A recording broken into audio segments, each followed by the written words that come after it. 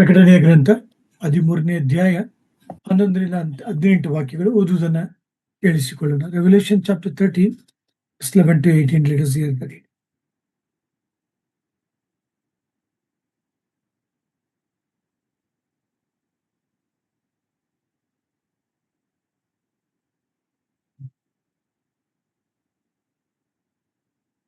ಮತ್ತೊಂದು ಮೃಗವು ಭೂಮಿಯೊಳಗಿಂದ ಬರುವುದನ್ನು ಕಂಡೆನು. ಇದಕ್ಕೆ ಟಗರಿಗಿರುವಂತೆ 2 ಕೊಂಬುಗಳಿದ್ದವು. ಘಟಸರ್ಪದಂತೆ ಮಾತಾಡಿತು. ಈ ಮೃಗವು ಮೊದಲನೆಯ ಮೃಗದ ಅಧಿಕಾರವನ್ನೆಲ್ಲ ಅದರ ಸನ್ನಿಧಿಯಲ್ಲಿ ನಡೆಸುತ್ತದೆ. ಇದು ಮರಣಕರವಾದ ಗಾಯವಾಸಿಯಾದ ಮೊದಲನೆಯ ಮೃಗಕ್ಕೆ ಭೂಲೋಕವು ಭೂನಿವಾಸಿಗಳು ನಮಸ್ಕರಿಸುವಂತೆ ಮಾಡುವಂಥದ್ದಾಗಿದೆ. ಇದು ಮಹತ್ತಾದ ಸೂಚಕ ಕಾರ್ಯಗಳನ್ನು ನಡೆಸುತ್ತದೆ. ಜನರ ಮುಂದೆ ಬೆಂಕಿಯು ಆಕಾಶದಿಂದ ಭೂಮಿಗೆ ಇಳಿದು ಬರುವಂತೆಯಾದರೂ ಮಾಡುವುದು. ಆ ಮೊದಲನೆಯ ಮೃಗದ ಸನ್ನಿಧಿಯಲ್ಲಿ ಮಹತ್ಕಾರ್ಯಗಳನ್ನು ಮಾಡುವ ಅಧಿಕಾರವಿರುವುದರಿಂದ ಭೂನಿವಾಸಿಗಳನ್ನು ಮರಳಿಗೊಳಿಸುತ್ತದೆ. ಅವರಿಗೆ ಕತ್ತಿಯಿಂದ ಗಾಯ ಹೊಂದಿ ಸಾಯದೆ ಬದುಕಿದ ಮೃಗದ ಘನಕ್ಕಾಗಿ ವಿಗ್ರಹವನ್ನು ಮಾಡಿಸಿಕೊಳ್ಳಬೇಕೆಂದು ಬೋಧಿಸುತ್ತದೆ. ಇದಲ್ಲದೆ ಆ ಮೃಗದ ವಿಗ್ರಹಕ್ಕೆ ಜೀವ ಕೊಡುವ ಸಾಮರ್ಥ್ಯವೂ ಇದಕ್ಕೆ ದೊರೆಯಿತು. ಆ ಮೃಗದ ವಿಗ್ರಹವು ಮಾತಾಡುವುದು. ತನಗೆ ನಮಸ್ಕರಿಸದವರೆಲ್ಲರಿಗೂ ಮರಣದಂಡನೆ ಆಗುವಂತೆ ಮಾಡುವುದು.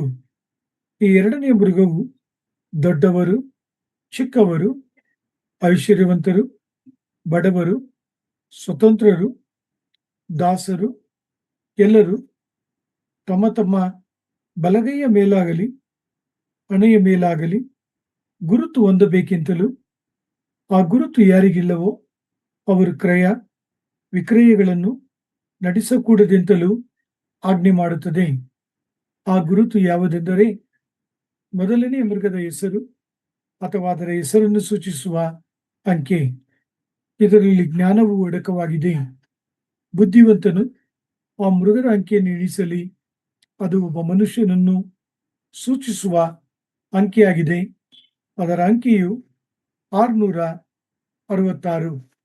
ಓದಿದಂಥ ವಾಕ್ಯ ಭಾಗವನ್ನು ಓದಲಿರ್ತಕ್ಕಂಥ ವಾಕ್ಯ ಭಾಗಗಳನ್ನು ದೇವರು ತಾನೇ ಆಶೀರ್ವದಿಸಿಕೊಡಲಿ.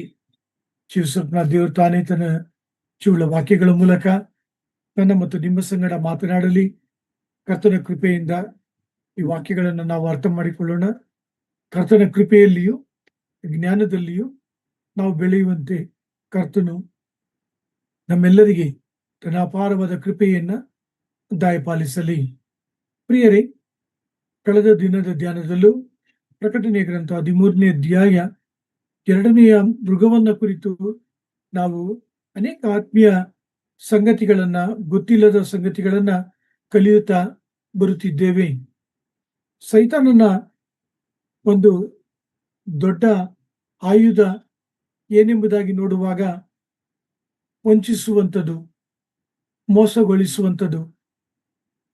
ದೇವರ ವಾಕ್ಯದಲ್ಲಿ ನಾವು ಓದುವಂಥವರಾಗಿದ್ದೇವೆ.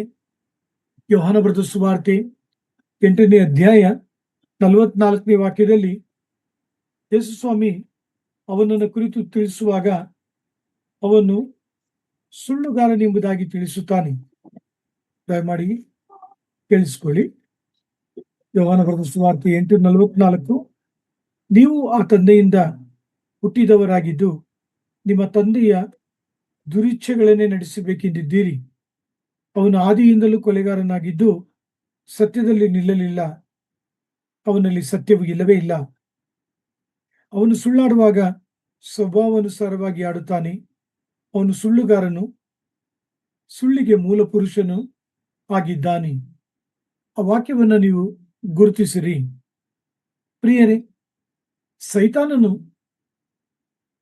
ದೇವರ ಮಕ್ಕಳ ಮೇಲೆಯೂ ಈ ಲೋಕದಲ್ಲಿ ಇರತಕ್ಕಂಥ ಜನರ ಮೇಲೆಯೂ ಆತನು ಪ್ರಯೋಗಿಸುವಂತ ದೊಡ್ಡ ಆಯುಧ ಸುಳ್ಳು, ಮೋಸಗೊಳಿಸುವಂತ ಆಯುಧ ಎಂಬುದಾಗಿ ಈ ವಾಕ್ಯ ಭಾಗದಿಂದ ನಾವು ತಿಳಿದುಕೊಳ್ಳುವಂತವರಾಗಿದ್ದೇವೆ.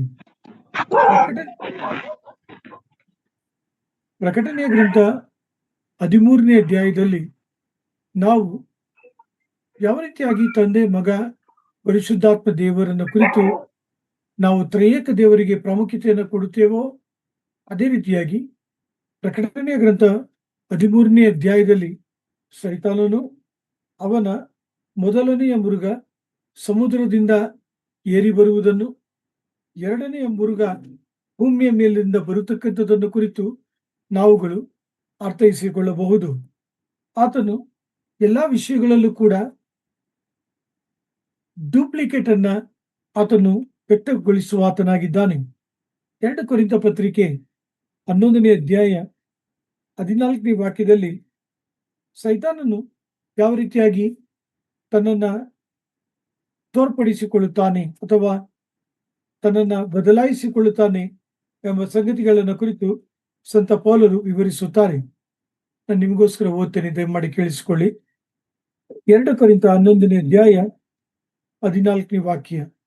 ಇದೇನು ಆಶ್ಚರ್ಯವಲ್ಲ, ಸೈತಾನನು ತಾನೇ ಪ್ರಕಾಶ ರೂಪವುಳ್ಳ ದೇವದೂತನ ವೇಷವನ್ನು ಹಾಕಿಕೊಳ್ಳುವಾಗ, ಅಂದ್ರೆ ಅವನ ಒಂದು ನಡತೆಯನ್ನ ನಾವು ನೋಡುವಾಗ, ತನ್ನನ್ನ ಯಾವ ರೀತಿಯಾಗಿ ಆತನು ತೋರ್ಪಡಿಸಿಕೊಳ್ಳುತ್ತಾನೆ ಎಂಬುದಾಗಿ ನೋಡುವಾಗ, ಆತನು ವೇಷಧಾರಣೆಯ ವ್ಯಕ್ತಿಯಾಗಿದ್ದಾನೆ. ಪ್ರಕಟಣೆಯ ಗ್ರಂಥ 11ನೇ ಅಧ್ಯಾಯ 13ನೇ ಅಧ್ಯಾಯ 11ನೇ ವಾಕ್ಯದಲ್ಲಿ ಗಮನಿಸುವಾಗ, ಟಗರಿಗಿರುವಂತೆ 2 ಕೊಂಬುಗಳಿದ್ದವು. ಅವನು ಟಗರಿನ ಒಂದು ಮುಖವಾಡವನ್ನ ಧರಿಸಿದರೂ ಕೂಡ ಅವನು ಮಾತನಾಡುವಾಗ ಹೇಗೆ ಮಾತನಾಡುತ್ತಾನೆ? 11ನೇ ವಾಕ್ಯ, ಘಟಸರ್ಪದಂತೆ ಮಾತಾಡಿತು. ನೋಡಿ, ಅವನು ಯಾವ ರೀತಿಯಾಗಿ ತನ್ನ ವೇಷವನ್ನ ಬದಲಾಯಿಸಿಕೊಂಡು, ತನ್ನ ಮಾತುಗಳನ್ನ ಬದಲಾಯಿಸಿಕೊಂಡು, ತನ್ನ ರೂಪವನ್ನ ಬದಲಾಯಿಸಿಕೊಂಡು ಜನರನ್ನ ವಂಚಿಸುತ್ತಾನೆಂಬ ಸಂಗತಿಯನ್ನ ನಿಮ್ಮ ಗಮನಕ್ಕೆ ತರುತ್ತಿದ್ದೇನೆ. ಆದಿಕಾಂಡ 3ನೇ ಅಧ್ಯಾಯ 2ರಿಂದ 6 ವಾಕ್ಯಗಳಲ್ಲಿ ಯಾವ ರೀತಿಯಾಗಿ ಆತನು ಅವಳನ್ನ ಮೋಸಗೊಳಿಸಿದನೆಂಬ ಸಂಗತಿಯನ್ನ ಓದುವಂತವರಾಗಿದ್ದೇವೆ. ಆದಿಕಾಂಡ 3ನೇ ಅಧ್ಯಾಯ 2ರಿಂದ 6 ವಾಕ್ಯಗಳು. ತೋಟದಲ್ಲಿರುವ ಮರಗಳ ಹಣ್ಣುಗಳನ್ನು ನಾವು ತಿನ್ನಬಹುದು, ಆದರೆ ತೋಟದ ಮಧ್ಯದಲ್ಲಿರುವ ಈ ಮರದ ಫಲದ ವಿಷಯವಾಗಿ ಇದನ್ನು ತಿನ್ನಲೂ ಕೂಡದು, ಮುಟ್ಟಲೂ ಕೂಡದು, ತಿಂದರೆ ಸಾಯುವಿರಿ ಎಂದು ದೇವರು ಹೇಳಿದ್ದಾನೆ ಅಂದಳು. ಆಗ ಸರ್ಪವು ಸ್ತ್ರೀಗೆ, ನೀವು ಹೇಗೂ ಸಾಯುವುದಿಲ್ಲ, ನೀವು ಇದರ ಹಣ್ಣನ್ನು ತಿಂದಾಗಲೇ ನಿಮ್ಮ ಕಣ್ಣುಗಳು ತೆರೆಯುವವು, ನೀವು ದೇವರಂತೆ ಆಗಿ ಒಳ್ಳೆದರ ಕೆಟ್ಟದರ ಭೇದವನ್ನು ಅರಿತವರಾಗುವಿರಿ, ಇದು ದೇವರಿಗೆ ಚೆನ್ನಾಗಿ ಗೊತ್ತುಂಟು ಅಂದಿತು. ಆಗ ಸ್ತ್ರೀಯು ಆ ಮರದ ಹಣ್ಣನ್ನು ತಿನ್ನುವುದಕ್ಕೆ ಉತ್ತಮವಾಗಿಯೂ ನೋಡುವುದಕ್ಕೆ ರಮ್ಯವಾಗಿಯೂ ಜ್ಞಾನೋದಯಕ್ಕೆ ಅಪೇಕ್ಷಿಸತಕ್ಕದ್ದಾಗಿಯೂ ಇದೆ ಎಂದು ತಿಳಿದು ಅದನ್ನು ತೆಗೆದುಕೊಂಡು ತಿಂದಳು. ಸಂಗಡ ಇದ್ದ ಗಂಡನಿಗೂ ಕೊಡಲು ಅವನು ತಿಂದನು. ಪ್ರಿಯರೇ, ಯಾವ ರೀತಿಯಾಗಿ ಯೋಹಾನ ಬರೆದ ಸುವಾರ್ತೆ 8ನೇ ಅಧ್ಯಾಯದಲ್ಲಿ ಯೇಸುಸ್ವಾಮಿ ಅವನನ್ನ ಸುಳ್ಳುಗಾರನು ಎಂಬುದಾಗಿ ಕರೆದನು. ತದನಂತರ ಕೊರಿಂಥ ಪತ್ರಿಕೆಯಲ್ಲಿ ಅವನು ದೇವದೂತನ ವೇಷವನ್ನ ಧರಿಸಿಕೊಳ್ಳುವವನು ಎಂಬುದಾಗಿಯೂ, ಆದಿಕಾಂಡ 3ನೇ ಅಧ್ಯಾಯ 2ರಿಂದ 6 ವಾಕ್ಯಗಳಲ್ಲಿ ಯಾವ ರೀತಿಯಾಗಿ ಅವಳನ್ನ ಏದೆನಿನ ವನದಲ್ಲಿ ವಂಚಿಸಿದನೆಂಬ ಸಂಗತಿಗಳನ್ನ ನಿಮ್ಮ ಗಮನಕ್ಕೆ ತರುತ್ತಾ, ಮುಂದಿನ ದಿನಗಳಲ್ಲಿ ಈ ಒಂದು ಲೋಕದಲ್ಲಿರ್ತಕ್ಕಂಥ ಪ್ರತಿ ಜನರನ್ನು ಅವನು ಮರುಳುಗೊಳಿಸುವಾತನಾಗಿದ್ದಾನೆ, ಮೋಸಗೊಳಿಸುವಾತನಾಗಿದ್ದಾನೆ, ವಂಚಿಸುವಾತನಾಗಿದ್ದಾನೆ ಎಂಬ ಸಂಗತಿಯನ್ನ ನಿಮ್ಮ ಗಮನಕ್ಕೆ ತರಲು ಬಯಸುತ್ತೇನೆ. ಸಂತ ಪೌಲರು 2 ಕೊರಿಂಥ 4ನೇ ಅಧ್ಯಾಯ 4ನೇ ವಾಕ್ಯದಲ್ಲಿ ಇನ್ನು ಬಹು ಸ್ಪಷ್ಟವಾಗಿ ತಿಳಿಸುವಂತ ಸಂಗತಿ ಏನೆಂದರೆ, ಅವನನ್ನು ಈ ಲೋಕದ ಅಧಿಪತಿ ಎಂಬುದಾಗಿ ದೇವರ ವಾಕ್ಯ 2 ಕೊರಿಂಥ 4ನೇ ಅಧ್ಯಾಯ 4ನೇ ವಾಕ್ಯದಲ್ಲಿ ತಿಳಿಸುವಂತದ್ದಾಗಿದೆ. ದಯಮಾಡಿ ಓದುವುದನ್ನು ಕೇಳಿಸಿಕೊಳ್ಳೋಣ. ಇವರಲ್ಲಿ ದೇವರ ಪ್ರತಿರೂಪವಾಗಿರುವ ಕ್ರಿಸ್ತನ ಪ್ರಭಾವವನ್ನು ತೋರಿಸುವ ಸುವಾರ್ತೆಯ ಪ್ರಕಾಶವು ಉದಯವಾಗಬಾರದೆಂದು ಈ ಪ್ರಪಂಚದ ದೇವರು ನಂಬಿಕೆ ಇಲ್ಲದವರ ಮನಸ್ಸನ್ನು ಮಂಕು ಮಾಡಿದನು. ಈ ಪ್ರಪಂಚದ ದೇವರೆಂಬುದಾಗಿ 2 ಕೊರಿಂಥ 4ನೇ ಅಧ್ಯಾಯ 4ನೇ ವಾಕ್ಯದಲ್ಲಿ ಸೈತಾನನನ್ನು ಕುರಿತು ದೇವರ ವಾಕ್ಯ ವಿವರಿಸಲ್ಪಡುವಂತದ್ದಾಗಿದೆ. ಮಾತ್ರವಲ್ಲ, ಸುಳ್ಳು ಪ್ರವಾದನೆಗಳು, ಸುಳ್ಳಿನ ಸಂದೇಶಗಳು ಯಾವ ರೀತಿಯಾಗಿ ಇಂದಿನ ದಿನಗಳಲ್ಲಿ ಕಂಡು ಬಂದಿತೋ ಅದೇ ರೀತಿಯಾಗಿ ಮುಂದಿನ ದಿನಗಳಲ್ಲೂ ಈಗಿನ ದಿನಗಳಲ್ಲೂ ಕಂಡು ಬರುವಂತದ್ದಾಗಿದೆ. ಇದನ್ನು ಕುರಿತು ಧರ್ಮೋಪದೇಶ ಕಾಂಡ 13ನೇ ಅಧ್ಯಾಯ 1-5 ವಾಕ್ಯಗಳಲ್ಲಿ ಮೋಶೆ ಈ ರೀತಿಯಾಗಿ ವಿವರಿಸುವುದನ್ನು ಕುರಿತು ನಾವು ತಿಳಿದುಕೊಳ್ಳಬಹುದು. ಡ್ಯೂಟ್ರಾನಮಿ ಚಾಪ್ಟರ್ 13 verse 1-5 ದಯಮಾಡಿ ಕೇಳಿಸಿಕೊಳ್ಳಿರಿ. ಯಾವ ರೀತಿಯಾಗಿ ಸುಳ್ಳು ಪ್ರವಾದಿಗಳು, ಸುಳ್ಳಿನ ಬೋಧನೆಗಳು, ಸುಳ್ಳಿನ ಸಂದೇಶಗಳನ್ನ ಆ ದಿನಗಳಲ್ಲಿ ಸಾರುವವರಿದ್ದರು, ಈ ದಿನಗಳಲ್ಲಿ ಸಾರುತ್ತಿದ್ದಾರೋ ಎಂಬುದರ ತಾರತಮ್ಯವನ್ನ ದೇವರ ಮಕ್ಕಳಾದಂಥ ನಾವುಗಳು ಗ್ರಹಿಸಿಕೊಳ್ಳತಕ್ಕಂಥದ್ದು ಬಹು ಮುಖ್ಯ. ಯಾವ ಪ್ರವಾದಿಯಾಗಲಿ, ಕನಸು ಕಂಡವನಾಗಲಿ ನಿಮ್ಮ ಮಧ್ಯದಲ್ಲಿ ಬಂದು ನಿಮಗೆ ಗೊತ್ತಿಲ್ಲದ ಇತರ ದೇವರುಗಳನ್ನು ಸೂಚನೆ ಮಾಡಿ ಈ ದೇವತೆಗಳನ್ನು ಅವಲಂಬಿಸಿ ಸೇವಿಸೋಣ ಎಂದು ಬೋಧಿಸುತ್ತಾ ಆ ಬೋಧನೆಯನ್ನು ಸ್ಥಾಪಿಸುವುದಕ್ಕೆ ಒಂದು ಅದ್ಭುತವನ್ನಾಗಲಿ ಮಾತ್ಕಾರ್ಯವನ್ನಾಗಲಿ ತೋರಿಸಿಕೊಡುತ್ತೇನೆಂದು ಹೇಳಲು ಅವನು ಹೇಳಿದಂತೆಯೇ ನಡೆದರು. ನೀವು ಅವನ ಮಾತಿಗೆ ಕಿವಿಗೊಡಬಾರದು. ನಿಮ್ಮ ದೇವರಾದ ಯೆಹೋವನು ಇವರು ಸಂಪೂರ್ಣ ಹೃದಯದಿಂದಲೂ ಮನಸ್ಸಿನಿಂದಲೂ ತನ್ನನ್ನೇ ಪ್ರೀತಿಸುವವರು ಹೌದೋ ಅಲ್ಲವೋ ಎಂಬುದನ್ನು ತಿಳಿದುಕೊಳ್ಳುವುದಕ್ಕೆ ನಿಮ್ಮನ್ನು ಪರೀಕ್ಷಿಸುತ್ತಾನೆ. ಆತನು ಹೇಳುವ ಮಾರ್ಗದಲ್ಲೇ ನೀವು ನಡೆದು ಆತನಲ್ಲಿಯೇ ಭಯಭಕ್ತಿ ಉಳ್ಳವರಾಗಿ ಆತನ ಆಜ್ಞೆಗಳನ್ನೇ ಅನುಸರಿಸಿ ಆತನಿಗೆ ವಿಧೇಯರಾಗಿ ಆತನನ್ನೇ ಸೇವಿಸುತ್ತಾ ಹೊಂದಿಕೊಂಡಿರಬೇಕು. ಆ ಪ್ರವಾದಿಗೆ ಅಥವಾ ಆ ಕನಸು ಕಂಡವನಿಗೆ ಮರಣ ಶಿಕ್ಷೆಯಾಗಬೇಕು. ದಾಸತ್ವದಲ್ಲಿದ್ದ ನಿಮ್ಮನ್ನು ಬಿಡುಗಡೆ ಮಾಡಿ ಐಗುಪ್ತ ದೇಶದೊಳಗಿಂದ ಕರೆತಂದ ನಿಮ್ಮ ದೇವರಾದ ಯೆಹೋವನಿಗೆ ವಿರುದ್ಧವಾಗಿ ಅವನು ದ್ರೋಹದ ಮಾತುಗಳನ್ನಾಡಿ ನಿಮ್ಮ ದೇವರಾದ ಯೆಹೋವನು ಹೇಳಿದ ಮಾರ್ಗದಿಂದ ನಿಮ್ಮನ್ನು ತಪ್ಪಿಸಬೇಕೆಂದಿದ್ದಾನಲ್ಲ, ಅವನನ್ನು ಕೊಲ್ಲಿಸಿ ಆ ದುಷ್ಟತ್ವವನ್ನು ನಿಮ್ಮ ಮಧ್ಯದಿಂದ ತೆಗೆದು ಹಾಕಬೇಕು. ದೇವರ ಬಹು ಸ್ಪಷ್ಟವಾಗಿ ದೇವರ ಮಕ್ಕಳನ್ನ ಎಚ್ಚರಿಸುವಂಥದ್ದೇನೆಂದರೆ, ಸುಳ್ಳು ಬೋಧಕರು, ಸುಳ್ಳು ಪ್ರವಾದಿಗಳು ದೇವರು ಹೇಳದೇ ಇದ್ದರೂ ಕೂಡ ದೇವರು ಹೇಳಿದ್ದಾನೆ ಎಂಬುದಾಗಿ ತಪ್ಪಾದ ಉಪದೇಶವನ್ನ ಕೊಡುವಂಥವರು. ಈ ವ್ಯಕ್ತಿಗಳನ್ನ ಕುರಿತು ಮೋಶೆ ಧರ್ಮೋಪದೇಶ ಕಾಂಡ 13ನೇ ಅಧ್ಯಾಯ 1-5 ವಾಕ್ಯಗಳಲ್ಲಿ ಬಹು ಸ್ಪಷ್ಟವಾಗಿ ವಿವರಿಸುತ್ತಿದ್ದಾನೆ. ವಾಕ್ಯವನ್ನು ಆಲಿಸುತ್ತಿರುವಂತಹ ಪ್ರಿಯ ಸೋದರ ಸೋದರಿಯರೇ, ನೀವು ನಿಮ್ಮ ಆತ್ಮೀಯ ಜೀವಿತದಲ್ಲಿ ಬಹು ಎಚ್ಚರಿಕೆಯಾದ ಜೀವಿತವನ್ನ ಜೀವಿಸಬೇಕು. ಕೊನೆಯ ದಿನಗಳಲ್ಲಿ ಅನೇಕರು ಬಂದು ಅನೇಕ ವಿಧವಾದ ಉಪದೇಶಗಳಿಂದ ಜನರನ್ನ ವಂಚಿಸುವಂತವರಾಗಿದ್ದಾರೆ, ಮರಳುಗೊಳಿಸುವಂತವರಾಗಿದ್ದಾರೆ. ಸೈತಾನನು ಅದಕ್ಕೆ ಮೂಲನಾಗಿದ್ದಾನೆ ಎಂಬುದಾಗಿ ನಾವು ಈ ವಾಕ್ಯ ಭಾಗಗಳಲ್ಲಿ ಧ್ಯಾನಿಸುತ್ತಿದ್ದೇವೆ. ಯೆರೆಮೀಯನ ಗ್ರಂಥ, ಪ್ರವಾದನೆಯ ಗ್ರಂಥ 23ನೇ ಅಧ್ಯಾಯದಲ್ಲಿ ಅನೇಕ ಸಂಗತಿಗಳನ್ನ ಯೆರೆಮೀಯನು ಸುಳ್ಳು ಪ್ರವಾದಿಗಳ ವಿಷಯದಲ್ಲಿ ಆತನು ವಿವರಿಸುವಾತನಾಗಿದ್ದಾನೆ. 21-22 ಯೆರೆಮೀಯ 23ನೇ ಅಧ್ಯಾಯ 21-22 ಓದ್ತೇನೆ, ದಯಮಾಡಿ ಕೇಳಿಸ್ಕೊಳ್ಳಿ. ನಾನು ಈ ಪ್ರವಾದಿಗಳನ್ನು ಕಳುಹಿಸಲಿಲ್ಲ, ತಾವೇ ಆತುರಗೊಂಡರು. ನಾನು ಇವರಿಗೆ ಏನು ಹೇಳಲಿಲ್ಲ, ತಾವೇ ಪ್ರವಾದಿಸಿದರು. ಇವರು ನನ್ನ ಆಲೋಚನಾ ಸಭೆಯಲ್ಲಿ ನಿಂತಿದ್ದರೆ ನನ್ನ ಮಾತುಗಳನ್ನು ನನ್ನ ಜನರ ಕಿವಿಗೆ ಮುಟ್ಟಿಸಿ ಅವರನ್ನು ಅವರ ದುರ್ಮಾರ್ಗದಿಂದಲೂ ದುಷ್ಕೃತ್ಯಗಳಿಂದಲೂ ತಪ್ಪಿಸುತ್ತಿದ್ದರು. ಪ್ರಿಯರೇ, ನಿಮ್ಮ ಸಮಯ ಇರುವಾಗ ನೀವು ಯೆರೆಮೀಯ 23ನೇ ಅಧ್ಯಾಯ ಇಡೀ ಅಧ್ಯಾಯವನ್ನು ನೀವು ಓದುವಾಗ ಇಲ್ಲಿ ಸರ್ವಶಕ್ತನಾದ ದೇವರು ಸುಳ್ಳು ಪ್ರವಾದಿಗಳನ್ನ ಖಂಡಿಸುತ್ತಿದ್ದಾನೆ. ನಾನು ಈ ಪ್ರವಾದಿಗಳನ್ನು ಕಳುಹಿಸಲಿಲ್ಲ ಎಂಬುದಾಗಿ ಈ ವಾಕ್ಯ ಭಾಗದಲ್ಲಿ ದೇವರು ಬಹಳ ಸ್ಪಷ್ಟವಾಗಿ ಸುಳ್ಳು ಪ್ರವಾದಿಗಳನ್ನ ಕುರಿತು ಆತನು ವಿವರಿಸುತ್ತಾನೆ. ಆದರೂ ಕೂಡ ಸುಳ್ಳು ಪ್ರವಾದಿಗಳು ಹೇಗೆ ತಮ್ಮನ್ನ ತೋರ್ಪಡಿಸಿಕೊಳ್ಳುತ್ತಾರೆ, ತಮ್ಮನ್ನ ವ್ಯಕ್ತಪಡಿಸಿಕೊಳ್ಳುತ್ತಾರೆ ಎಂಬುದಾಗಿ ನೋಡುವಾಗ ದೇವರು ಕಳುಹಿಸಿದ್ದಾನೆ ಎಂಬುದಾಗಿ ತಮ್ಮನ್ನ ತೋರ್ಪಡಿಸಿಕೊಳ್ಳುವಂತವರಾಗಿದ್ದಾರೆ. ಆದ ಕಾರಣ ದೇವರ ಮಕ್ಕಳಾದಂಥ ನಾವುಗಳು ಈ ದಿನಗಳಲ್ಲಿ ನಾವು ಹೋಗುವಂತ ಸಭೆಗಳಲ್ಲಿ ನಾವು ಕೇಳುವಂತ ಉಪದೇಶಗಳ ವಿಚಾರವಾಗಿ, ಸಂದೇಶಗಳ ವಿಚಾರವಾಗಿ ನಾವುಗಳು ಜಾಗರೂಕತೆಯಿಂದ ನಡೆದುಕೊಳ್ಳಬೇಕು.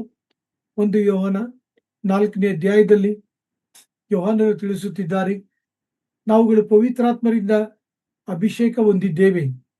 ಆ ಒಂದು ಅಭಿಷೇಕದ ನಿಮಿತ್ತವಾಗಿ ಯಾವ ಉಪದೇಶ ಸರಿಯಾದದು, ಯಾವ ಉಪದೇಶ ಸುಳ್ಳು ಎಂಬುದಾಗಿ ನಾವುಗಳು ಕಂಡುಕೊಳ್ಳಬಹುದು. ಯೆಶಾಯನ ಕಾಲದಲ್ಲೂ ಕೂಡ ನಾವು ನೋಡುತ್ತೇವೆ, ಅನೇಕ ಸುಳ್ಳು ಪ್ರವಾದಿಗಳು ಅವರು ಎದ್ದರೆಂಬುದಾಗಿ ದೇವರ ವಾಕ್ಯ ಸೂಚಿಸುವಂತದ್ದಾಗಿದೆ. ಅರಸುಗಳ ಗ್ರಂಥದಲ್ಲೂ ಕೂಡ, ಚಿದ್ಕೀಯನ ಕಾಲದಲ್ಲೂ ಕೂಡ ಯಾವ ರೀತಿಯಾಗಿ ಸುಳ್ಳು ಪ್ರವಾದಿಗಳು ಕಂಡು ಬಂದರು ಎಂಬುದಾಗಿ ದೇವರ ವಾಕ್ಯ ವರ್ಣಿಸುವಂತದ್ದಾಗಿದೆ. ಅರಣ್ಯಕಾಂಡ 22ನೇ ಅಧ್ಯಾಯದಿಂದ 24ನೇ ಅಧ್ಯಾಯವರೆಗೂ ನಾವು ಓದುವುದಾದರೆ ಅಲ್ಲಿ ಬಾಲಾಕನೆಂಬ ಅರಸನು ಬಿಳಾಮನೆಂಬ ಕಣಿ ಏಳುವವನನ್ನ, ಸುಳ್ಳು ಪ್ರವಾದಿಯನ್ನ ಕರೆತಂದು ಇಸ್ರೇಲ್ ಮಕ್ಕಳನ್ನ ಶಪಿಸಲು ಮನೆ ತುಂಬುವಷ್ಟು ಬೆಳ್ಳಿಯನ್ನು ಬಂಗಾರವನ್ನು ಕೊಡುತ್ತೇನೆಂಬುದಾಗಿ ಅವನನ್ನ ಕರೆದು ತಂದನೆಂಬುದಾಗಿ ದೇವರ ವಾಕ್ಯ ತಿಳಿಸುವಂತದ್ದಾಗಿದೆ. ಹೊಸ ಒಡಂಬಡಿಕೆಯಲ್ಲಿ ಸಂತ ಪೌಲರು ಅಪೊಸ್ತಲರ ಕೃತ್ಯಗಳು 13ನೇ ಅಧ್ಯಾಯ 6ರಿಂದ 12 ವಾಕ್ಯಗಳಲ್ಲಿ ತಿಳಿಸುವಾಗ ಯಾವ ರೀತಿಯಾಗಿ ಈ ಬಾರ್ ಜೀಸಸ್ ಎಂಬತಕ್ಕಂಥ ವ್ಯಕ್ತಿ ಜನರನ್ನ ವಂಚಿಸುತ್ತಿದ್ದನೆಂಬುದಾಗಿ ಸಂತ ಪೌಲರು ವಿವರಿಸುವಂತವರಾಗಿದ್ದಾರೆ. ದಯಮಾಡಿ ನಿಮ್ಮ ಬಳಿ ಯಾರಾದರೂ ಸತ್ಯವೇದ ಇರುವುದಾದರೆ ಓದಬೇಕಾಗಿ ಕೇಳಿಕೊಳ್ಳುತ್ತೇನೆ. ಅಪೊಸ್ತಲರ ಕೃತ್ಯಗಳು 13ನೇ ಅಧ್ಯಾಯ 6ರಿಂದ 12 ವಾಕ್ಯಗಳು. Acts 13 verse 6 to 12.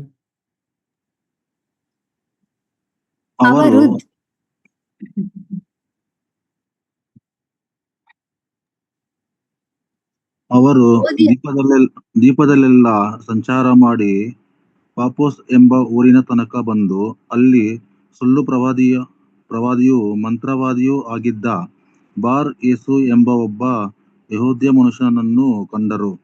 ಅವನು ಬುದ್ಧಿವಂತನಾಗಿದ್ದ ನೈಸರ್ಗ್ಯ ಪೌಲನೆಂಬ ಅಧಿಪತಿಯ ಹತ್ತಿರದಲ್ಲಿದ್ದನು. ಅಧಿಪತಿಯು ಬರ್ನಬ ಸೌಲರನ್ನು ತನ್ನ ಬಳಿಗೆ ಕರೆಸಿ, ದೇವರ ವಾಕ್ಯವನ್ನು ಕೇಳುವುದಕ್ಕೆ ಅಪೇಕ್ಷೆ ಅದೇ ಎಂದು ಹೇಳಿದನು.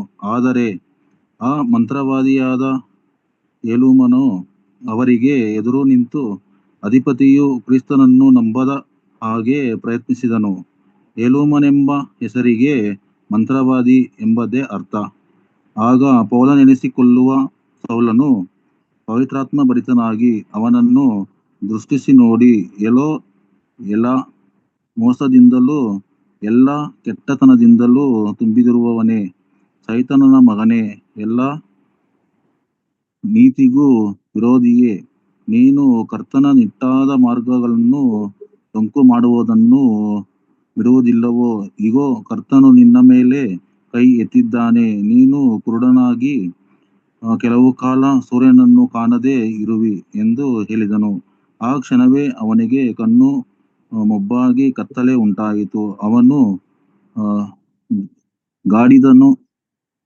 ಅಧಿಪತಿಯು ಆ ಸಂಗತಿಯನ್ನು ನೋಡಿ ಕರ್ತನ ಬೋಧನೆಗೆ ಆಶ್ಚರ್ಯಪಟ್ಟು ನಂಬುವವನಾದನು. ಪ್ರಿಯರೇ, ಗಮನಿಸಿರಿ ಯಾವ ರೀತಿಯಾಗಿ ಪೌಲನು ಸೈಪ್ರಸ್ ಎಂಬ ಸ್ಥಳದಲ್ಲಿ ಈ ಬಾರ್ ಯೇಸು ಎಂಬತಕ್ಕಂಥ ಸುಳ್ಳು ಪ್ರವಾದಿ, ಮಂತ್ರವಾದಿಯನ್ನ ಆತನು ಎದುರುಗೊಂಡನು ಎಂಬ ಘಟನೆಯನ್ನ ಕುರಿತು ಪೌಲನು ಬಹು ವಿವರವಾಗಿ ತಿಳಿಸುವಂತವರಾಗಿದ್ದಾರೆ. ಪ್ರಿಯ ಸಹೋದರ ಸಹೋದರಿಯರೇ, ಈ ದಿನಗಳಲ್ಲಿ ಅನೇಕ ಬೇರೆ ಬೇರೆ ಸಂಘ ಸಂಸ್ಥೆಗಳು, ಅನೇಕ ಉಪದೇಶಕರು ಅನೇಕರನ್ನ ಮರಳುಗೊಳಿಸುತ್ತಿದ್ದಾರೆ, ವಂಚಿಸುತ್ತಿದ್ದಾರೆ. ತಪ್ಪಾದ ಬೋಧನೆಗಳು. ದೇವರ ಶ್ರೇಷ್ಠ ಮನುಷ್ಯನು ಪೌಲನು ಈ ರೀತಿಯಾಗಿ ತನ್ನ ಜೀವಿತದಲ್ಲಿ ಈ ವ್ಯಕ್ತಿಯನ್ನ ಎದುರಿಸಿದನು. ಮತ್ತಾಯ 24ನೇ ಅಧ್ಯಾಯ 11ನೇ ವಾಕ್ಯದಲ್ಲಿ ಯೇಸು ಸ್ವಾಮಿ ಹೇಳುತ್ತಾರೆ, ಬಹುಮಂದಿ ಸುಳ್ಳು ಪ್ರವಾದಿಗಳು ಸಹ ಎದ್ದು ಅನೇಕರನ್ನು ಮೋಸಗೊಳಿಸುವರು. ನೀವು ನಾನು ಮೋಸ ಹೋಗಬಾರದೆಂಬುದಾಗಿ ಗೋಸ್ಕರವೇ ದೇವರು ಈ ಸಂದೇಶವನ್ನ ಈ ಒಂದು ಪ್ರಕಟಣೆ ಗ್ರಂಥ 13ನೇ ಅಧ್ಯಾಯದಿಂದ ನನ್ನ ಮತ್ತು ನಮ್ಮೆಲ್ಲರ ಗಮನಕ್ಕೆ ಆತನು ತರುತ್ತಿದ್ದಾನೆ. ನೀವು ನಾನು ಎಚ್ಚರಿಕೆಯ ಜೀವಿತ ಜೀವಿಸುವಂತೆ ದೇವರಾತ್ಮನು ತಾನೇ ನನಗೆ, ನಿಮಗೆ, ನಮ್ಮೆಲ್ಲರಿಗೆ ಸಹಾಯ ಮಾಡಲಿ. ಮಾರ್ಕ ಬರೆದ ಸುವಾರ್ತೆ 13ನೇ ಅಧ್ಯಾಯ ಮಾರ್ಕ ಬರೆದ ಸುವಾರ್ತೆ 13ನೇ ಅಧ್ಯಾಯ 22ನೇ ವಾಕ್ಯ. ಸುಳ್ಳು ಕ್ರಿಸ್ತರು, ಸುಳ್ಳು ಪ್ರವಾದಿಗಳು ಎದ್ದು ಸಾಧ್ಯವಾದರೆ ದೇವರಾದುಕೊಂಡವರನ್ನು ಮೋಸಗೊಳಿಸುವುದಕ್ಕೋಸ್ಕರ ಸೂಚಕ ಕಾರ್ಯಗಳನ್ನು, ಅದ್ಭುತ ಕಾರ್ಯಗಳನ್ನು ಮಾಡಿ ತೋರಿಸುವರು. ಗಮನಿಸಿರಿ, ಯೇಸುಸ್ವಾಮಿಯ ಮಾತುಗಳು ಇವು. ಮುಂದಿನ ದಿನಗಳಲ್ಲಿ ಯಾವ ರೀತಿಯಾಗಿ ಜನರು ನಡೆದುಕೊಳ್ಳಲಿದ್ದಾರೆ, ಯಾವ ರೀತಿಯಾದಂಥ ಜನರನ್ನ ದೇವರ ಮಕ್ಕಳು ಎದುರಿಸಲಿದ್ದಾರೆ ಎಂಬ ಸಂಗತಿಗಳನ್ನು ದೇವರ ವಾಕ್ಯ ಬಹು ಸ್ಪಷ್ಟವಾಗಿ ವಿವರಿಸುವಂತದ್ದಾಗಿದೆ.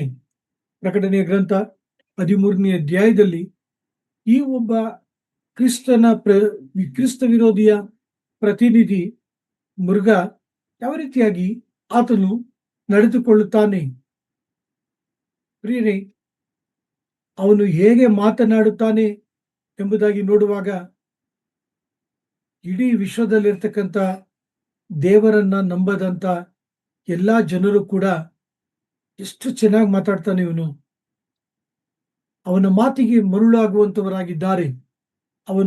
ಅವನ ಉಪಯೋಗಿಸುವಂತ ಭಾಷಾ ಶೈಲಿಗೆ ಮರುಳಾಗುವಂತವರಾಗಿದ್ದಾರೆ. ಪ್ರಕಟಣೆ ಗ್ರಂಥ 6ನೇ ಅಧ್ಯಾಯದ ಧ್ಯಾನದಲ್ಲಿ ನಿಮ್ಮ ಗಮನಕ್ಕೆ ನಾನು ತಂದಿದ್ದೇನೆ. ಮೊದಲ 3.5 ವರ್ಷಗಳ ಕಾಲ ಲೋಕದಲ್ಲಿ ಸಮಾಧಾನವನ್ನು ಉಂಟು ಮಾಡುತ್ತೇನೆ ಎಂಬುದಾಗಿ, ಸಮಾಧಾನ ಎಂಬುದಾಗಿ ಆತನು ಮಾತನಾಡುವಂತವನಾಗಿದ್ದಾನೆ, ಎಲ್ಲರನ್ನ ಒಟ್ಟುಗೂಡಿಸುವಂತವನಾಗಿದ್ದಾನೆ. ತದನಂತರ ದಿನಗಳಲ್ಲಿ ಆತನು ಎಲ್ಲವನ್ನು ಕೂಡ ಹಾಳು ಮಾಡುವಾತನಾಗಿದ್ದಾನೆ.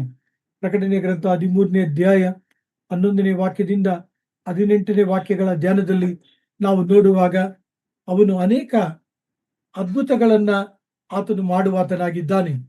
ಹೌದು ಪ್ರಿಯ ಸೋದರ ಸೋದರಿಯರೇ, ಯೇಸುಸ್ವಾಮಿ ಮಾಡಿದಂತ ಅದ್ಭುತಗಳನ್ನ ನೆನಪು ಮಾಡಿಕೊಳ್ಳಿರಿ. ನೀರನ್ನ ದ್ರಾಕ್ಷರಸವನ್ನಾಗಿ ಆತನು ಮಾಡಿದನು. ಎಲಿಯನ ಅದ್ಭುತವನ್ನ ನೆನಪು ಮಾಡಿಕೊಳ್ಳಿರಿ. ಆತನು ಆಕಾಶದಿಂದ ಬೆಂಕಿಯನ್ನ ಬರ ಮಾಡಿದನು. ಪ್ರಕಟಣೆಯ ಗ್ರಂಥ 13ನೇ ಅಧ್ಯಾಯ ನೀವು ಧ್ಯಾನಿಸುವಾಗ ದೇವರ ವಾಕ್ಯದಲ್ಲಿ ಬಹು ಸ್ಪಷ್ಟವಾಗಿ ತಿಳಿಸುತ್ತದೆ. ಭೂನಿವಾಸಿಗಳು ನಮಸ್ಕರಿಸುವಂತೆ ಮಾಡುವಂತದ್ದಾಗಿದೆ. 12ನೇ ವಾಕ್ಯ. ಆ ಗಾಯ, ಇದು ಮರಣಕರವಾದ ಗಾಯ, ವಾಸಿಯಾದ ಮೊದಲನೆಯ ಮೃಗ. ಸೊ ಆ ಮೊದಲನೆಯ ಮೃಗ ಅದು ಮರಣಕರವಾದಂತ ರೋಗಕ್ಕೆ, ಗಾಯಕ್ಕೆ ಒಳಗಾಗಿದ್ರೂ ಕೂಡ ಅದು ವಾಸಿಯಾಗುವಂತದ್ದಾಗಿದೆ. ಮಾತ್ರವಲ್ಲ, ಈ ಒಂದು ಮೃಗ, ಈ ಒಂದು ಸೈತಾನ ಬೆಂಕಿಯನ್ನು ಕೂಡ ಆತನು ಬರಮಾಡುವಾತನಾಗಿದ್ದಾನೆ. ಪ್ರಿಯ ಸೋದರ ಸೋದರಿಯರೇ, ಇತ್ತೀಚಿನ ದಿನಗಳಲ್ಲಿ ಯಾವ ರೀತಿಯಾಗಿ ಲೋಕದಲ್ಲಿ ಜನರು ವಿಗ್ರಹಗಳನ್ನ ಅಲಂಕರಿಸುತ್ತಾರೆ ಎಂಬುದಾಗಿ ನಾವುಗಳು ತಿಳಿದಿದ್ದೇವೆ, ನೀವು ತಿಳಿದಿದ್ದೀರಿ. ಆದರೆ ಅದರೊಂದಿಗೆ ಪ್ರಕಟಣೆಯ ಗ್ರಂಥದಲ್ಲಿ ಸೈತಾನನು ಎಂಥ ತಂತ್ರಜ್ಞಾನವನ್ನ ಬಳಸುತ್ತಾನೆಂಬುದಾಗಿ ನೋಡುವಾಗ, ವಿಗ್ರಹಗಳು ಮಾತನಾಡುವಂತೆ ಆತನು ತಂತ್ರಜ್ಞಾನವನ್ನ ಬಳಸುವಾತನಾಗಿದ್ದಾನೆ. 15ನೇ ವಾಕ್ಯ ಓದುವುದನ್ನು ಕೇಳಿಸಿಕೊಳ್ಳೋಣ. ಪ್ರಕಟಣೆ ಗ್ರಂಥ 13ನೇ ಅಧ್ಯಾಯ 15ನೇ ವಾಕ್ಯ.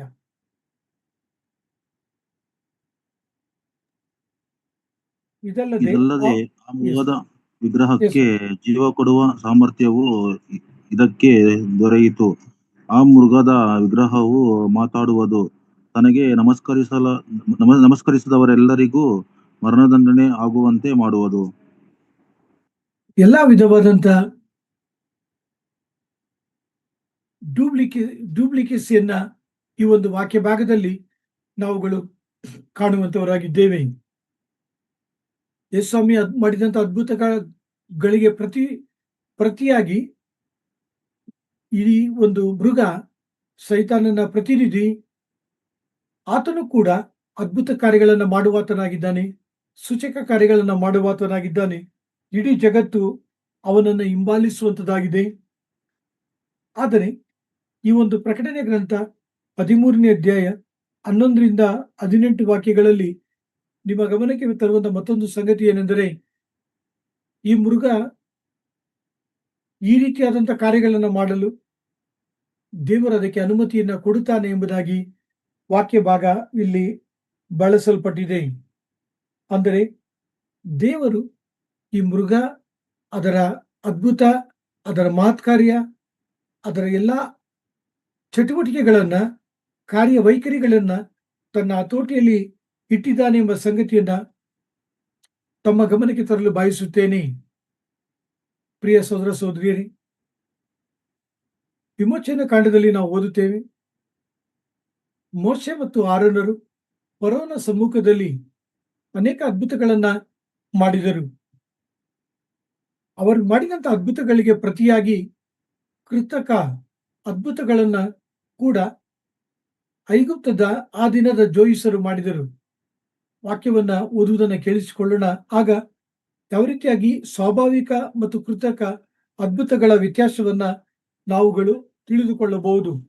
2 ತಿಮೋತಿ 3ನೇ ಅಧ್ಯಾಯ 8ನೇ ವಾಕ್ಯ. 2 Timothy chapter 3 verse 8. Let us hear the reading.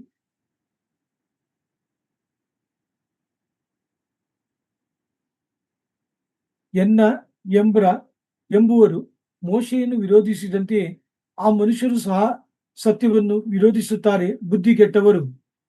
ಪ್ರಿಯರೇ, ಆ ದಿನಗಳಲ್ಲೂ ಕೂಡ ಅನೇಕ ವಿಧವಾಗಿ ಮೋಶೆ ಮಾಡಿದಂತಹ ಅದ್ಭುತಗಳಿಗೆ ಪರ್ಯಾಯವಾಗಿ ಕೃತಕ ಅದ್ಭುತಗಳನ್ನು ಕೂಡ ಆ ದಿನದ ಜೋಯಿಸರು, ಮಂತ್ರವಾದಿಗಳು ಮಾಡಿದರೆಂಬ ಸಂಗತಿಯನ್ನ ನಿಮ್ಮ ಗಮನಕ್ಕೆ ತರುತ್ತಾ ನಮ್ಮ ಧ್ಯಾನದಲ್ಲಿ ನಾವು ಮುಂದಕ್ಕೆ ಹೋಗುತ್ತಾ, ನೀವು ನಾನು ನಮ್ಮ ಆತ್ಮೀಯ ಜೀವಿತದಲ್ಲಿ, ಕ್ರೈಸ್ತ ಜೀವಿತದಲ್ಲಿ ತಾತ್ಕಾಲಿಕವಾದಂತಹ ಅದ್ಭುತಗಳು, ತಾತ್ಕಾಲಿಕವಾದಂತಹ ಆಶೀರ್ವಾದಗಳು, ಕೃತಕ ವಿಧವಾದಂತ ಸ್ವಸ್ಥತ ಕಾರ್ಯಗಳ ಕಡೆಗೆ ನಾವು ಮನಸ್ಸುಗಳನ್ನ ಹರಿಯ ಬಿಡದೆ, ದೇವರ ವಾಕ್ಯದಲ್ಲೂ ನಿಜವಾದ ಸತ್ಯ ಬೋಧನೆಯಲ್ಲಿಯೂ ಕರ್ತನ ಮೇಲೆಯೂ ನಮ್ಮ ದೃಷ್ಟಿಯನ್ನ ಕೇಂದ್ರೀಕರಿಸಿದವರಾಗಿ ಸತ್ಯ ಬೋಧನೆಯಲ್ಲಿ ನಾವು ನೆಲೆಗೊಂಡಂತ ಜೀವಿತವನ್ನ ಜೀವಿಸಬೇಕೆಂಬುದಾಗಿ ನಿಮ್ಮೆಲ್ಲರನ್ನ ಕೋರಿಕೊಳ್ಳುವಾತನಾಗಿದ್ದೇನೆ. ಪ್ರಕಟಣೆಯ ಗ್ರಂಥ 13ನೇ ಅಧ್ಯಾಯ 11ರಿಂದ 18 ವಾಕ್ಯಗಳಲ್ಲಿ 3 ಚಿತ್ರಗಳನ್ನ ನಾವು ನೋಡುತ್ತೇವೆ. ಮೊದಲನೆಯ ಚಿತ್ರ ಸೈತಾನನ ವ್ಯಕ್ತಿತ್ವ, ಎರಡನೆಯ ಚಿತ್ರ ಸೈತಾನನ ಅಧಿಕಾರ, ಮೂರನೆಯ ಚಿತ್ರ ಅವನು ಏನನ್ನ ಬಯಸುತ್ತಿದ್ದಾನೆ ಎಂಬ ಸಂಗತಿಗಳನ್ನ ಈ 8 ವಾಕ್ಯಗಳಲ್ಲಿ, 11ರಿಂದ 18 ವಾಕ್ಯಗಳಲ್ಲಿ ನಾವುಗಳು ಗಮನಿಸಬಹುದು. ಆಗಲೇ ನಾನು ನಿಮ್ಮ ಗಮನಕ್ಕೆ ತಂದಿದ್ದೇನೆ, ಅವನು ಟಗರಿನ ಹಾಗೆ ವೇಷಧಾರಣೆಯನ್ನ ಹೊಂದಿದರೂ ಕೂಡ ಅವನು ಟಗರಿನ ಹಾಗೆ ಮಾತನಾಡುವುದಿಲ್ಲ. ಅದಕ್ಕೆ ಬದಲಾಗಿ ಅವನು ಘಟಸರ್ಪದಂತೆ ಮಾತನಾಡುವಾತನಾಗಿದ್ದಾನೆ ಎಂಬ ಸಂಗತಿಯನ್ನ ಈ ವಾಕ್ಯ ಭಾಗದಲ್ಲಿ ಗಮನಿಸಬಹುದು. ನೀವು ಗಮನಿಸಿರಿ, 11ನೇ ವಾಕ್ಯದಲ್ಲಿ ಇದಕ್ಕೆ ಟಗರಿ ಇರುವಂತೆ 2 ಕೊಂಬುಗಳಿದ್ದವು ಎಂಬುದಾಗಿ ದೇವರ ವಾಕ್ಯ ತಿಳಿಸುವಂತದ್ದಾಗಿದೆ. ಈ 2 ಕೊಂಬು ಏನನ್ನು ಕುರಿತು ಮಾತನಾಡುತ್ತದೆ? ಈ 2 ಕೊಂಬು ಅದು ಹೊಂದಿರುವಂತ ಅಧಿಕಾರವನ್ನ ಅಥವಾ ಶಕ್ತಿಯನ್ನ ಕುರಿತು, ಬಲವನ್ನ ಕುರಿತು ಈ ಕೊಂಬು ಮಾತನಾಡುವಂತದ್ದಾಗಿದೆ. ಆದರೂ ಕೂಡ ಅಂತ್ಯದಲ್ಲಿ ದೇವರು ತನ್ನ ಬಲವನ್ನ, ತನ್ನ ಸಾಮರ್ಥ್ಯವನ್ನ ಪ್ರಕಟಪಡಿಸುವಾತನೆಂಬುದಾಗಿ ಈ ಒಂದು ಧ್ಯಾನದಲ್ಲಿ ನಿಮ್ಮ ಗಮನಕ್ಕೆ ತರಲು ಬಯಸುವಂತನಾಗಿದ್ದೇನೆ. ಎರಡನೇದಾಗಿ ಅದರ ಶಕ್ತಿಯನ್ನ ಕುರಿತು 12ನೇ ವಾಕ್ಯದಿಂದ 14ನೇ ವಾಕ್ಯದವರೆಗೂ ನಾವು ನೋಡುವಾಗ ಅದು ಯಾವ ರೀತಿಯಾಗಿ ತನ್ನ ಅಧಿಕಾರವನ್ನ ಚಲಾಯಿಸುತ್ತದೆ, ತನ್ನ ಶಕ್ತಿಯನ್ನ ಚಲಾಯಿಸುತ್ತದೆ. ಒಂದು ಸ್ಥಳದಲ್ಲಿ ಮಾತ್ರವಲ್ಲ, ವಿಶ್ವದಾದ್ಯಂತ ಯಾವ ರೀತಿಯಾಗಿ ತನ್ನ ಅಧಿಕಾರವನ್ನ ಚಲಾಯಿಸುತ್ತದೆ ಎಂಬ ಸಂಗತಿಗಳನ್ನ ಕುರಿತು ಹಿಂದಿನ ದಿನಗಳಲ್ಲೂ ಧ್ಯಾನಿಸಿದ್ದೇನೆ. ಈಗಲೂ ಕೂಡ ಕ್ಲಿಪ್ತವಾಗಿ ನಿಮ್ಮೊಂದಿಗೆ ಹಂಚಿಕೊಳ್ಳುವಂತ ಸಂಗತಿ ಏನೆಂದರೆ, ಪ್ರಿಯರೇ, ಅದರ ಅಧಿಕಾರಕ್ಕೆ ಒಳಪಡದಂತ ವ್ಯಕ್ತಿಗಳು ವ್ಯಾಪಾರ ಮಾಡುವುದಕ್ಕಾಗಲಿ ಕೊಂಡುಕೊಳ್ಳುವುದಕ್ಕಾಗಲಿ ಸಾಧ್ಯವಿಲ್ಲ. ಪ್ರಿಯವರೇ, ಮುಂದಿನ ಒಂದು ವಾಕ್ಯ ಭಾಗಗಳಲ್ಲಿ ನಾವು ನೋಡ್ತೇವೆ, ಮನುಷ್ಯನನ್ನು ಸೂಚಿಸುವಂತಹ ಸಂಖ್ಯೆ 666. ನನಗೆ ನಿಜವಾಗಿಯೂ ಗೊತ್ತಿಲ್ಲ, ಒಂದು ವೇಳೆ ಅದು ಹಣೆಯಲ್ಲಿ ಮುದ್ರಿಸುತ್ತಾರೋ ಅಥವಾ ಕೈಯಲ್ಲಿ ಮುದ್ರಿಸುತ್ತಾರೋ ಅಥವಾ ದೇಹದಲ್ಲಿ ಮುದ್ರಿಸುತ್ತಾರೋ ನನಗೆ ಗೊತ್ತಿಲ್ಲ. ಯಾಕೆಂದರೆ ದೇವರ ಮಕ್ಕಳನ್ನ ದೇವರು ಪವಿತ್ರಾತ್ಮನಿಂದ ಮುದ್ರಿಸುತ್ತಾನೆ. ಎಫೆಸ 1ನೇ ಅಧ್ಯಾಯ 13-14 ವಾಕ್ಯಗಳು. ಅದೇ ರೀತಿಯಾಗಿ ಡೂಪ್ಲಿಕೇಟ್ ಅನ್ನ ಸೈತಾನನು ಮಾಡುವಾತನಾಗಿದ್ದಾನೆ.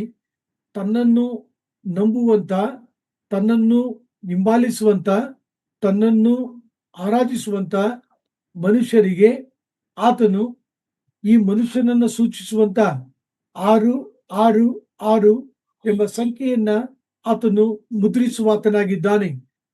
ಈ ದಿನಗಳಲ್ಲಿ ನೀವುಗಳು ತಿಳಿದುಕೊಳ್ಳಬಹುದು. ಒಂದು ದಿನ ರೂಪಾಯಿಯನ್ನ ನಾವು ಹೆಚ್ಚಾಗಿ ಬಳಸ್ತಾ ಇದ್ದೆವು. ಆ ನಂತರ ATM ಅನ್ನ ನಾವು ಹೆಚ್ಚಾಗಿ ಬಳಸಲು ಪ್ರಾರಂಭಿಸಿದೆವು. ಈಗ ಫೋನ್ ಪೇ, ಜಿಪೇ ಬಳಸ್ತಿದ್ದೇವೆ ಮತ್ತು ಕಾರ್ಡ್ಲೆಸ್ ಟ್ರಾನ್ಸಾಕ್ಷನ್ ಅನ್ನ ನಾವು ಬಳಸುವಂತವರಾಗಿದ್ದೇವೆ. ಮುಂದಿನ ದಿನಗಳಲ್ಲಿ ಇದು ಇನ್ನು ಯಾವ ಹಂತಕ್ಕೆ ವೈಜ್ಞಾನಿಕವಾಗಿ ಅದನ್ನ ತೆಗೆದುಕೊಂಡು ಹೋಗುತ್ತಾರೆ ಎಂಬುದಾಗಿ ನಾನು ಅರಿಯೆ. ಆದ ಕಾರಣ ನಾವು ತೆಗೆದುಕೊಳ್ಳಬೇಕಾದಂತ ಒಂದು ಸಂಗತಿ ಏನೆಂದರೆ, ಈ ಸೈತಾನನು ತನ್ನ ಅಧಿಕಾರವನ್ನ ಉಪಯೋಗಿಸಿ ಆ ದಿನಗಳಲ್ಲಿ ಬಹು ಸ್ಪಷ್ಟವಾಗಿ ತನ್ನ ಅಧಿಕಾರವನ್ನ ತೋರ್ಪಡಿಸುವಾತನಾಗಿದ್ದಾನೆ.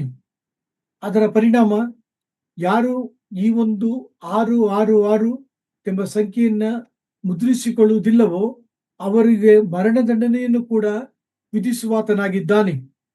ಪ್ರಿಯರೇ, ಯಾರು ಮುದ್ರಿಸಿಕೊಳ್ಳುತ್ತಾರೋ ಅವರು ದೈಹಿಕ ಮರಣ, ಆತ್ಮೀಯ ಮರಣವನ್ನ ಹೊಂದುವಂತವರಾಗಿದ್ದಾರೆ. ಆದರೆ ಯಾರು ಮುದ್ರಿಸಲು ನಿರಾಕರಿಸಿಕೊಳ್ಳುತ್ತಾರೋ ಅವರು ಆತ್ಮೀಯ ಮರಣವನ್ನ ಹೊಂದುವುದಿಲ್ಲ, ದೈಹಿಕ ಮರಣವನ್ನ ಮಾತ್ರ ಹೊಂದುತ್ತಾರೆ ಎಂಬ ಸಂಗತಿಯನ್ನ ನಿಮ್ಮ ಗಮನಕ್ಕೆ ತರಲು ಬಯಸುತ್ತೇನೆ. ಪ್ರಿಯ ಸಹೋದರ ಸಹೋದರಿಯರೇ, ಇವನ ಉದ್ದೇಶವೇನು? ಸೈತಾನನ ಉದ್ದೇಶವೇನು? ದೇವರ ವಾಕ್ಯ ಹೇಳುತ್ತದೆ, ಪ್ರಕಟಣೆ ಗ್ರಂಥ 13ನೇ ಅಧ್ಯಾಯ 18ನೇ ವಾಕ್ಯ, ಇದು ಬುದ್ಧಿವಂತನು ಆ ಮೃಗದ ಅಂಕಿಯನ್ನು ಎಣಿಸಲಿ, ಅದು ಒಬ್ಬ ಮನುಷ್ಯನನ್ನು ಸೂಚಿಸುವ ಅಂಕಿಯಾಗಿದೆ. ಅದರ ಅಂಕಿಯು 666. ಆದಿಕಾಂಡ 1ನೇ ಅಧ್ಯಾಯ 1ರಿಂದ 26ನೇ ವಾಕ್ಯದಿಂದ 31 ವಾಕ್ಯದಲ್ಲಿ ನಾವು ಧ್ಯಾನಿಸುವಾಗ ಈ ಒಂದು 6 ಎಂಬ ಸಂಖ್ಯೆಯನ್ನು ನಾವು ನೋಡುವಾಗ, 6 ದಿನಗಳ ಕಾಲ ದೇವರು ಸೃಷ್ಟಿಯನ್ನು ಉಂಟು ಮಾಡಿದನು ಎಂಬ ಸಂಗತಿಯನ್ನು ಓದುತ್ತೇವೆ. ಎಸೆಕೇಲನ ಗ್ರಂಥದಲ್ಲಿ 6 ಎಂಬ ಸಂಖ್ಯೆಯನ್ನು ಕುರಿತು ಓದುತ್ತೇವೆ. ಯಾಜಕ ಕಾಂಡದಲ್ಲಿ 6 ಎಂಬ ಸಂಗತಿಯನ್ನ ಕುರಿತು ನಾವುಗಳು ಓದುವಂತವರಾಗಿದ್ದೇವೆ. ಸೊ ಆದ ಕಾರಣ ನೀವು ನಾನು ನಮ್ಮ ಜೀವಿತದಲ್ಲಿ ಎಚ್ಚರಿಕೆಯ ಜೀವಿತವನ್ನ ನಾವು ಜೀವಿಸೋಣ. ಆತನ ಒಂದು ಆಲೋಚನೆಗಳು, ಆತನ ಉದ್ದೇಶಗಳು ತಾತ್ಕಾಲಿಕವಾದಂಥದ್ದು, ದೇವರಿಗೆ ವಿರುದ್ಧವಾದಂಥದ್ದು ಎಂಬ ಸಂಗತಿಗಳನ್ನ ನಿಮ್ಮ ಗಮನಕ್ಕೆ ತರುತ್ತಾ ನನ್ನ ಧ್ಯಾನವನ್ನು ಇಲ್ಲಿಗೆ ನಿಲ್ಲಿಸಲು ಬಯಸುತ್ತೇನೆ. ಪ್ರಿಯ ಸಹೋದರ ಸಹೋದರಿಯರೇ, ಇತ್ತೀಚೆಗೆ ನಡೆಯುತ್ತಿರತಕ್ಕಂಥ ಇಸ್ರೇಲ್, ಅಮೆರಿಕ, ಇರಾನ್ ಯುದ್ಧಕ್ಕಾಗಿ ಈ ಒಂದು ಸಮಯದಲ್ಲಿ ನಿಮ್ಮನ್ನ ಪ್ರಾರ್ಥಿಸಲು ಕೇಳಿಕೊಳ್ಳುತ್ತಿದ್ದೇನೆ. ಅನೇಕರು ಇಸ್ರೇಲಿನಲ್ಲಿ, ಅನೇಕರು ಜನಗಳ ಮಧ್ಯದಲ್ಲಿ ಮಿಸೈಲ್ಸ್ಗಳು ಅಪ್ಪಳಿಸಿದ ಕಾರಣ ಗಾಯಗಳನ್ನು ಹೊಂದಿದ್ದಾರೆ, ಆಸ್ಪತ್ರೆಗೆ ಸೇರಿಸಲ್ಪಟ್ಟಿದ್ದಾರೆ, ಚಿಕಿತ್ಸೆಯನ್ನು ಹೊಂದುತ್ತಿದ್ದಾರೆ. ನಾವು ನಮ್ಮ ಸುತ್ತಮುತ್ತಲೂ ನಾವು ಸುರಕ್ಷಿತರಾಗಿದ್ದೇವೆ. ಆದರೂ ಕೂಡ ದೇವರ ಮಕ್ಕಳಾದಂಥ ನಾವುಗಳು ಒಂದು ಸ್ವಲ್ಪ ಸಮಯ ಇಸ್ರೇಲ್ಗೋಸ್ಕರ ಪ್ರಾರ್ಥಿಸೋಣ. ಯುದ್ಧವನ್ನ ಕರ್ತನು ತನ್ನ ಹತೋಟಿಯಲ್ಲಿಡುವಂತೆ ಪ್ರಾರ್ಥಿಸೋಣ. ಕರ್ತನು ತನ್ನ ಉದ್ದೇಶವನ್ನ ನೆರವೇರಿಸುವಂತೆ ಪ್ರಾರ್ಥಿಸೋಣ. ನಾಯಕರುಗಳಿಗಾಗಿ ಪ್ರಾರ್ಥಿಸೋಣ. ಕರ್ತನ ಬರುವಿಕೆ ಸಮೀಪವಾಗಿದೆ. ಕರ್ತನ ಚಿತ್ತ ನೆರವೇರುವಂತೆ ಪ್ರಾರ್ಥಿಸೋಣ. ಇರಾನ್ ದೇಶದಲ್ಲಿರ್ತಕ್ಕಂಥ ಅಂಡರ್ಗ್ರೌಂಡ್ ಚರ್ಚಸ್ಗಾಗಿ, ಅಲ್ಲಿರ್ತಕ್ಕಂಥ ಪಾಸ್ಟರ್ಸ್ಗಳಿಗಾಗಿ ಪ್ರಾರ್ಥಿಸೋಣ.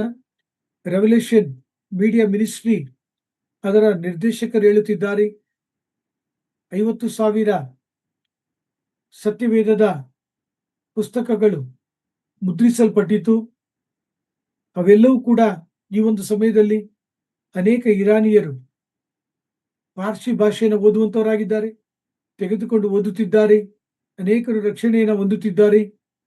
ಅಲ್ಲಿರ್ತಕ್ಕಂಥ ವಿಶ್ವಾಸಿಗಳು ನಮಗೆ ಇನ್ನೂ ದೇವರ ವಾಕ್ಯವನ್ನ ಕೊಡ್ರಿ ಎಂಬುದಾಗಿ ಕೇಳಿಕೊಳ್ಳುತ್ತಿದ್ದಾರೆ. ಬಹುದೊಡ್ಡ ಸೇವೆ ಜರುಗುತ್ತಿದೆ. ಅನೇಕ ಸಂಗತಿಗಳುಂಟು. ಪ್ರಿಯ ಸೋದರ ಸೋದರಿಯರೇ, ಇರಾನ್, ಇಸ್ರೇಲ್, ಅಮೆರಿಕಕ್ಕೋಸ್ಕರವಾಗಿ ಪ್ರಾರ್ಥಿಸಿರಿ. ಅದರ ಸುತ್ತಮುತ್ತಲಿನ ದೇಶಗಳ ಜನರಿಗೋಸ್ಕರವಾಗಿ ಪ್ರಾರ್ಥಿಸಿರಿ. ಹಿಜ್ಬುಲ್ಲಾ ಕೂಡ ಲೆಬನೋನಿನಿಂದ ತಾಕುವಿಕೆ ಮಾಡುತ್ತಿರಲಾಗಿ ಹಿಜ್ಬುಲ್ಲಾಗೋಸ್ಕರವಾಗಿ ಪ್ರಾರ್ಥಿಸಿರಿ.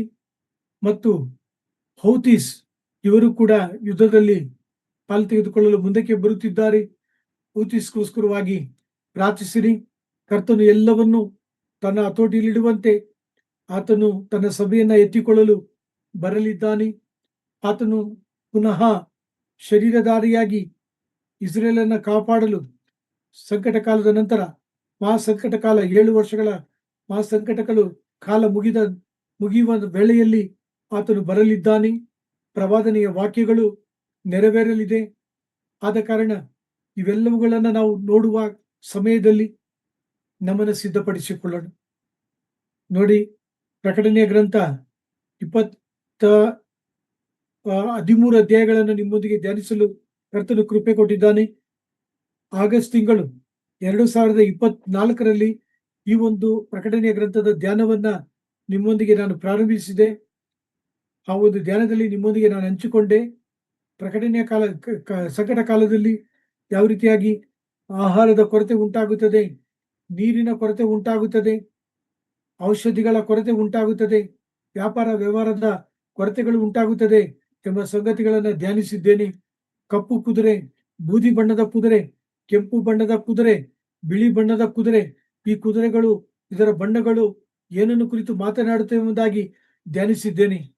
ಈಗ ನಿಮ್ಮ ಕಣ್ಗಳನ್ನು ಎತ್ತಿ ನಿಮ್ಮ ಸುತ್ತಲೂ ನೋಡ್ರಿ. ಗ್ಯಾಸ್ಗೋಸ್ಕರವಾಗಿ ಎಷ್ಟು ಜನ ತವಕ ಪಡುತ್ತಿದ್ದಾರೆ, ಎಷ್ಟು ಜನ ಕಷ್ಟಪಡುತ್ತಿದ್ದಾರೆ. ಹೌದು ಪ್ರಿಯರೇ, ಸಮೀಪದಲ್ಲಿ ಒಬ್ಬ ಹೋಟೆಲ್ ಮಾಲೀಕ ಅವನು ಆತ್ಮಹತ್ಯೆ ಮಾಡಿಕೊಂಡ ಕಾರಣ ಗ್ಯಾಸ್ ಇಲ್ಲ ಎಂಬುದಾಗಿ. ಈ ರೀತಿಯಾಗಿ ಈ ಒಂದು ಸಮಯದಲ್ಲಿ ಈ ರೀತಿಯಾದಂಥ ಕಷ್ಟಗಳನ್ನ ಇಡೀ ಜಗತ್ತು ಎದುರಿಸುತ್ತಿರಲಾಗಿ, ಪ್ರಕಟಣೆಯ ಕಾಲದ ಆ ಒಂದು ಸಂಕಟ ಕಾಲದಲ್ಲಿ, ಆ ಒಂದು ಮಹಾಸಂಕಟ ಕಾಲದಲ್ಲಿ ಪರಿಸ್ಥಿತಿ ಯಾವ ರೀತಿ ಇರುತ್ತದೆ ಎಂಬುದಾಗಿ ನೀವು ನಾನು ಊಹಿಸಿಕೊಳ್ಳೋಣ. ಪ್ರಿಯರೇ, ನಿಜವಲ್ಲವಾ? ಗ್ಯಾಸ್ಗೆ ಬದಲಾಗಿ ಈಗ PNG ಅನ್ನು ಬಳಸಬೇಕೆಂಬುದಾಗಿ ಸರ್ಕಾರ PNG ವ್ಯವಸ್ಥೆಯನ್ನ ಮಾಡ್ತಾ ಇದ್ದಾರೆ. ಅಂದ್ರೆ PNG ಅಂದ್ರೆ ಪೈಪ್ ಲೈನ್ ಅನ್ನ ನಮ್ಮ ಮನೆಗೆ ಅವರು ಅಳವಡಿಸುವಂತವರಾಗಿದ್ದಾರೆ. ಸಾಲಿಡ್ ವೇಸ್ಟ್ ಮ್ಯಾನೇಜ್ಮೆಂಟ್ ಮಾಡುವಂತ ಘಟಕದಿಂದ ನಮಗೆ ಬೇಕಾದಾಗ, ಇವಾಗ ನೀರು ಬೇಕು, ನಮಗೆ ನೀರು ಟ್ಯಾಪ್ ಅನ್ನ ತೆರೆದ್ರೆ ನೀರು ಬರ್ತದೆ. ಅದೇ ರೀತಿಯಾಗಿ ಯಾವಾಗೆಲ್ಲ ನಾವು ಅಡಿಗೆ ಮಾಡ್ಕೋಬೇಕೋ, ಬಿಸಿನೀರು ಕಾಯಿಸ್ಕೊಳ್ಬೇಕೋ, ಮನೆಯಲ್ಲಿರ್ತಕ್ಕಂಥ ಅಳವಡಿಸಿರುವಂತ ಈ ಪೈಪ್ಲೈನ್ ಗ್ಯಾಸ್ ಅನ್ನ ಓಪನ್ ಮಾಡಿದ್ರೆ ಗ್ಯಾಸ್ ಅನ್ನ ನಾವು ಬಳಸಿಕೊಳ್ಳಬಹುದು. ಈ ರೀತಿಯಾಗಿ ಸೌದೆ ಗ್ಯಾಸು, ಸೀಮೆಎಣ್ಣೆ ಮೂಲಕ ಅಡಿಗೆ ಮಾಡುವಂಥದ್ದು, ನಾನಾ ವಿಧವಾದಂತ ಪ್ರಯತ್ನಗಳನ್ನ, ಪ್ರಯಾಸಗಳನ್ನ ಮಾಡುವಂತವರಾಗಿದ್ದಾರೆ. ಅದೇ ರೀತಿಯಾಗಿ ನಿಮ್ಮ ಗಮನಕ್ಕೆ ತರುವಂತ ಸಂಗತಿ ಏನೆಂದರೆ, ಒಂದು ಈ ಈ ಸಮೀಪದ ಈ ಒಂದು ಸಮಸ್ಯೆಗಳಿಗೆ ಈ ರೀತಿಯಾಗಿ ನಾವು ಹೋರಾಡುತ್ತಿರುವಾಗ, ಮಾನವನು ಹೋರಾಡುತ್ತಿರುವಾಗ, ಸಂಕಟ ಕಾಲದ ಮಹಾಸಂಕಟ ಕಾಲದ ಪರಿಣಾಮಗಳನ್ನ, ಪರಿಸ್ಥಿತಿಗಳನ್ನ, ಘಟನೆಗಳನ್ನ ಊಹಿಸಿಕೊಳ್ಳಿ. ಯೇಸ್ವಾಮಿ ಹೇಳುತ್ತಿದ್ದಾರೆ, ಮತ್ತಾಯ ಬರೆದ ಸುವಾರ್ತೆ 24ನೇ ಅಧ್ಯಾಯ, ತಂದೆಯಾದ ದೇವರು ಆ ದಿನಗಳಲ್ಲಿ ಈ ಉಂಟಾಗುವಂತ ಈ ಭೀಕರತೆಯನ್ನ ಕಡಿಮೆ ಮಾಡದೆ ಹೋದರೆ ಒಂದು ನರಪಿಳ್ಳಿಯೂ ಕೂಡ ಬದುಕಲು, ಜೀವಿಸಲು ಸಾಧ್ಯವಿಲ್ಲ ಎಂಬುದಾಗಿ ತಿಳಿಸುವಂತವರಾಗಿದ್ದಾರೆ. ವಾಕ್ಯವನ್ನ ಆಲಿಸುತ್ತಿರುವಂತಹ ಪ್ರಿಯ ಸಹೋದರ ಸಹೋದರಿಯರೇ, ಭೂಮಿ ಆಕಾಶ ಗತಿಸಿ ಹೋಗಬಹುದು, ಆದರೆ ಈ ಸತ್ಯವೇದದ ವಾಕ್ಯಗಳು ಅದು ಗತಿಸಿ ಹೋಗುವುದಿಲ್ಲ. ಆದ ಕಾರಣ ಪ್ರಕಟಣೆ ಗ್ರಂಥ 13ನೇ ಅಧ್ಯಾಯ 8ನೇ ವಾಕ್ಯ, ಪ್ರಕಟಣೆ ಗ್ರಂಥ 1ನೇ ಅಧ್ಯಾಯ 3ನೇ ವಾಕ್ಯ, ಕಿವಿಯುಳ್ಳವನು ಕೇಳಲಿ. ಈ ವಾಕ್ಯವನ್ನ ಕೇಳುವವನು, ಈ ವಾಕ್ಯವನ್ನ ಕೈಗೊಂಡು ನಡೆಯುವಂತವನು, ಈ ವಾಕ್ಯಕ್ಕೆ ವಿಧೇಯತೆ ತೋರುವವನು ಧನ್ಯನು. ಆ ರೀತಿಯಾಗಿ ಧನ್ಯಕರವಾದ ಜೀವಿತವನ್ನ ನಾವೆಲ್ಲರೂ ಜೀವಿಸುವಂತೆ, ಪರಲೋಕದ ದೇವರ ಕಡೆಗೆ ನಾವು ಮೊರೆ ಇಡುವಂತೆ, ಎಲ್ಲರಿಗೋಸ್ಕರವಾಗಿ ಪ್ರಾರ್ಥಿಸುವಂತೆ, ಕರ್ತನ ವಾಕ್ಯವನ್ನ ನಂಬಿ ನಾವು ಧೈರ್ಯದಿಂದಿರುವಂತೆ ಕರ್ತನು ತಾನೇ ನನಗೆ, ತಮ್ಮೆಲ್ಲರಿಗೆ ತನ್ನ ಅಪಾರವಾದ ಕೃಪೆಯನ್ನ ಅನುಗ್ರಹಿಸಿಕೊಡಲಿ. 1 ಥೆಸಲೋನಿಕ 5ನೇ ಅಧ್ಯಾಯ 28ನೇ ವಾಕ್ಯದ ಪ್ರಕಾರ ಕರ್ತನ ಕೃಪೆ ನಿಮ್ಮೆಲ್ಲರೊಂದಿಗಿರಲಿ.